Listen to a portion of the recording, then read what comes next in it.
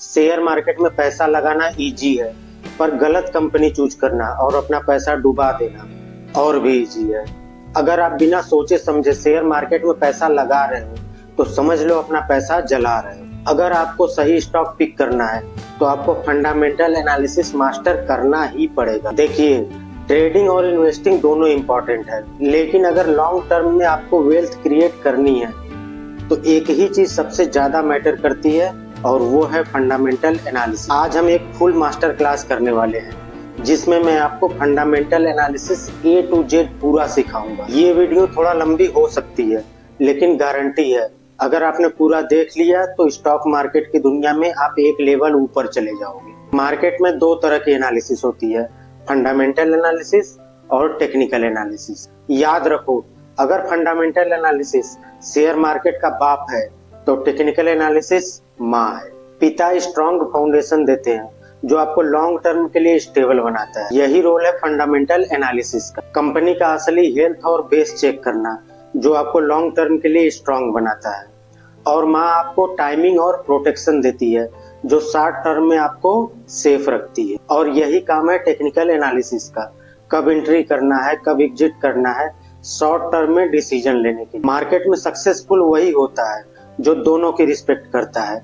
सिर्फ पिता से ही घर कंप्लीट नहीं होता और सिर्फ माँ से ही घर कंप्लीट नहीं होता। दोनों मिलके बनते हैं एक परफेक्ट फैमिली, और ये दोनों मिलके बनते हैं एक परफेक्ट इन्वेस्टर।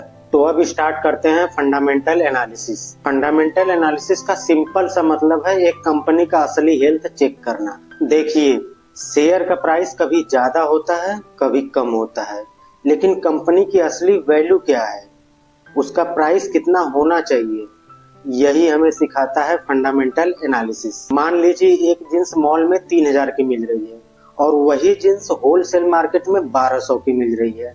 जींस वही है लेकिन प्राइस अलग अलग है। और यही चीज स्टॉक मार्केट में होता है। कई कंपनी अपनी असली वैल्यू से कम प्राइस पे मिलती है और कई कंपनी अपनी असली वैल्यू से महंगी होती है। फंडामेंटल एनालिसिस हमें यही सिखाता है कि कौन सी कंपनी डिस्काउंट पे मिल रही है और कौन सी कंपनी ओवर प्राइस्ड है। अब सवाल आता है कंपनी सिलेक्ट कैसे करें। इसके लिए दो अप्रोच है, टॉप डाउन अप्रोच और bottom up approach. Top down approach में हम लोग सबसे पहले इंडस्ट्री देखते हैं कि कौन सा सेक्टर या इंडस्ट्री ग्रो करेगा, फिर उसमें कौन सा स्टॉक सबसे बेस्ट है उसको सिलेक्ट करते हैं। जैसे इस समय मान लो कि ईवी और AI सेक्टर ग्रो करने के चांसेस ज्यादा है, तो इसमें कौन सा बेस्ट स्टॉक होगा जिसके फंडामेंटल सबसे सही है उसे हम लोग सेलेक्ट करते हैं। और बॉटम अप अप्रोच में हम लोग सबसे पहले सीधे कंपनी का ही एनालिसिस करते हैं, फिर उसके बाद देखते हैं कौन सी इंडस्ट्री में आता है, फिर उस इंडस्ट्री का एनालिसिस करते हैं। पर्सनली मैं टॉप डाउन अप्रोच को बेस्ट मानता हूं क्योंकि इसमें सबसे पहले हम इंडस्ट्री का एनालिसिस करते हैं, उसके बाद स्टॉक पे आते हैं। अगर पहले हम स्टॉक का एनालिसिस कर लेंगे फिर उसके बाद अगर वो इंडस्ट्री बेकार निकली तो पूरा मेहनत बेकार चला जाएगा। जैसे मान लो हमने प्लास्टिक इंडस्ट्री से कोई स्टॉक चुना, उसका फंडामेंटल सही है, सब कुछ सही है, लेकिन प्लास्टिक इंडस्ट्री ही डाउन हो रही है, गवर्नमेंट हर जगह प्लास्टिक को बैन कर रही है। इंडस्ट्री एनालिसिस में हम फ्यूचर देखते हैं। 4 चीजें इंपॉर्टेंट होती है। पहला है गवर्नमेंट की पॉलिसी और बजट। गवर्नमेंट हर साल बजट और पॉलिसी के थ्रू सिग्नल देती है कि कौन से सेक्टर को पुश मिलेगा। जैसे रिन्यूएबल एनर्जी, गवर्नमेंट सोलर में सब्सिडी देती है, EV में सब्सिडी देती है। और इंफ्रास्ट्रक्चर, गवर्नमेंट ने 2025 बजट में इंफ्रास्ट्रक्चर एलोकेशन किया है जिसमें हाईवे, रेलवे, मेट्रो प्रोजेक्ट। अब सेकेंड पॉइंट है global demand and supply. India का मार्केट ग्लोबल ट्रेड से जुड़ा है। अगर किसी चीज की डिमांड ग्लोबली बढ़ रही है तो इंडियन कंपनीज को भी फायदा होगा। एग्जाम्पल के लिए, अगर ग्लोबली क्रूड ऑयल महंगा होता है तो जिसमें क्रूड ऑयल की जरूरत होती है जिस कंपनी में, जैसे रिलायंस हो गया, एशियन पेंट हो गया, इन सबको लॉस होगा। और कोविड के टाइम आपने देखा ही होगा, वैक्सीन की डिमांड इतनी ज्यादा हो गई थी कि फार्मा सेक्टर एकदम बूम कर गया था। और थर्ड पॉइंट है टेक्नोलॉजी एडॉप्टेशन। जो इंडस्ट्री नई टेक्नोलॉजी को अडॉप्ट कर लेती है वो पहले ग्रो करती है, जो डिले करती है वो पीछे रह जाती है। एग्जाम्पल के लिए डिजिटल पेमेंट और UPI को प्राइवेट बैंकों ने सबसे पहले अडॉप्ट किया था, जिससे प्राइवेट बैंक एकदम बूम कर गए थे। और टेलीकॉम इंडस्ट्री में तो आपने देखा ही है, 2G से 3G, 3G से 4G, 4G से 5G, रिलायंस जियो का रिवोल्यूशन। अब फोर्थ पॉइंट है कंपटीशन और एंट्री बैरियर। अगर किसी इंडस्ट्री में एंट्री इजी है, इसका मतलब ढेर सारी कंपनियां उसमें आएंगी।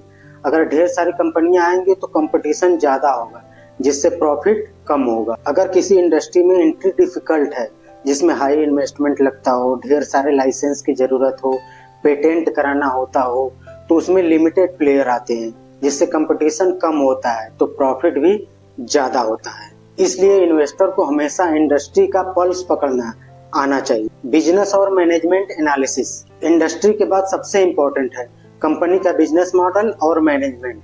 आपको देखना है कंपनी का बिजनेस सिंपल है या कॉम्प्लिकेटेड। अगर समझ ही नहीं आ रहा है कंपनी पैसा कैसे कमा रही है, तो उसमें पैसा लगाना रिस्क है। और सबसे बड़ा फैक्टर है मैनेजमेंट क्वालिटी। प्रमोटर होल्डिंग कितनी है, प्रमोटर के ऊपर कोई फ्रॉड का केस तो नहीं चल रहा है, कंपनी डिविडेंड देती है या नहीं देती, प्रमोटर अपना स्टेक बढ़ा रहे हैं या घटा रहे हैं। एग्जाम्पल के लिए आईटीसी 100 साल से पुरानी कंपनी है और इसके प्रमोटर भी स्ट्रांग है। Important ratio. अब बात करते हैं असली एनालिसिस की, नंबर्स। इंडस्ट्री का फ्यूचर देखने के बाद अब समय है असली एनालिसिस का, नंबर की दुनिया, यानी इम्पोर्टेंट रेशियो। ये नंबर बताते हैं कंपनी कितनी स्ट्रांग है, हमारे पैसे को कितना सेफ और प्रॉफिटेबल बनाएगी। तो चलिए स्टेप बाय स्टेप समझते हैं। Market capitalisation.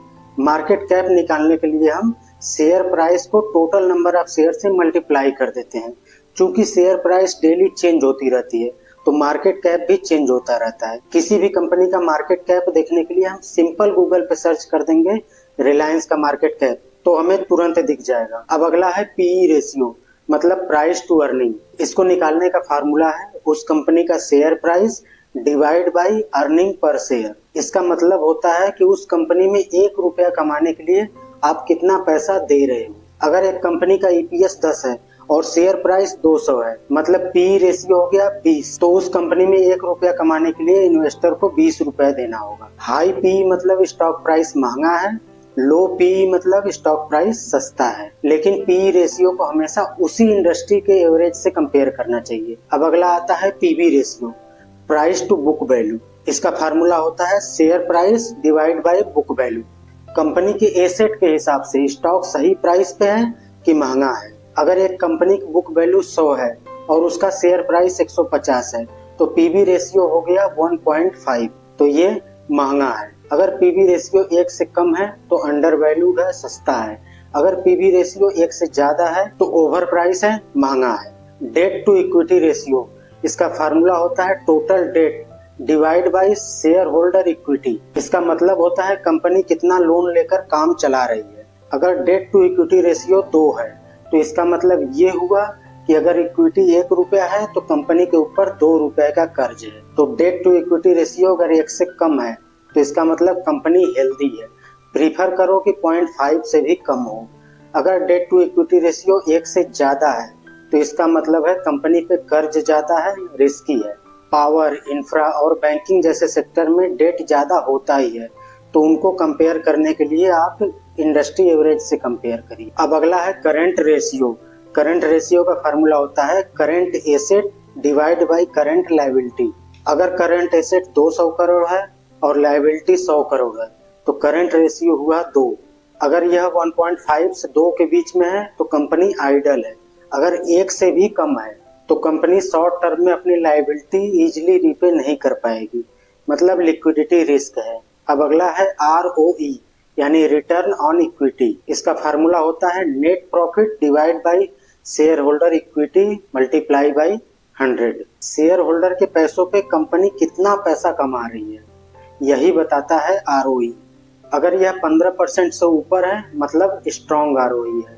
ROCE मतलब रिटर्न ऑन कैपिटल एम्प्लॉयड। इसका फार्मूला होता है EBIT divide by equity plus डेब्ट मल्टीप्लाई बाय 100। इसका मतलब है कंपनी अपने टोटल कैपिटल यानी इक्विटी प्लस डेट दोनों पे कितना पैसा कमा रही है। तो ROE केवल इक्विटी का रिटर्न बताता है, लेकिन ROCE ओवरऑल इफिशियंसी बताता है, इक्विटी प्लस डेट दोनों को मिला के। अब सेल्स ग्रोथ और प्रॉफिट ग्रोथ। कंपनी का सेल्स ग्रोथ कैसा है, कंपनी का प्रॉफिट कैसा है, ये ट्रेंड देखकर ही इन्वेस्ट करना चाहिए और पिछले क्वार्टर का ही देख के नहीं, 5 साल या 10 साल का ग्रोथ देखकर ही इन्वेस्ट करना चाहिए। दोस्तों, नंबर झूठ नहीं बोलते। ये सब नंबर बताता है कि कोई भी कंपनी फाइनेंशियली स्ट्रांग है या कमजोर है। बैलेंस शीट और रिपोर्ट। कंपनी का बैलेंस शीट समझना यानी कंपनी का मेडिकल रिपोर्ट देखना। कंपनी की सेल्स ग्रोथ कंसिस्टेंट है या नहीं है, कंपनी ग्रो कर रही है या घट रही है, डेट मैनेजेबल है या बहुत ज्यादा डेट है, कैश फ्लो पॉजिटिव है या नहीं है, और सबसे जरूरी एनुअल रिपोर्ट। कंपनी हर साल एनुअल रिपोर्ट निकालती है, वहां असली सोच समझ आती है, कंपनी का फ्यूचर में विजन कैसा है, कंपनी क्या करने वाली है। तो दोस्तों, आपने देखा कि एक इन्वेस्टर को कैसे फंडामेंटल एनालिसिस करनी होती है। पहले इंडस्ट्री एनालिसिस, फिर बिजनेस एनालिसिस, फिर मैनेजमेंट एनालिसिस, फिर रेशियो, फिर बैलेंस शीट, फिर रिपोर्ट, उसके बाद डिसीजन। बस याद रखो, शॉर्ट टर्म में प्राइस मार्केट डिसाइड करता है, लेकिन लॉन्ग टर्म में फंडामेंटल एनालिसिस। आपको सबसे ज्यादा कौन सा पार्ट यूजफुल लगा, कमेंट में जरूर बताना। अगर ये वीडियो पसंद आई हो तो लाइक कर देना भाई, बहुत मेहनत लगा है। और इस वीडियो को शेयर कर दो। अगर आपने इस चैनल को सब्सक्राइब नहीं किया है तो सब्सक्राइब कर दो भाई। और हाँ, बेल आइकन को दबाना मत भूलना। और नेक्स्ट किस टॉपिक पे वीडियो चाहिए कमेंट में जरूर बताना। धन्यवाद। Happy investing.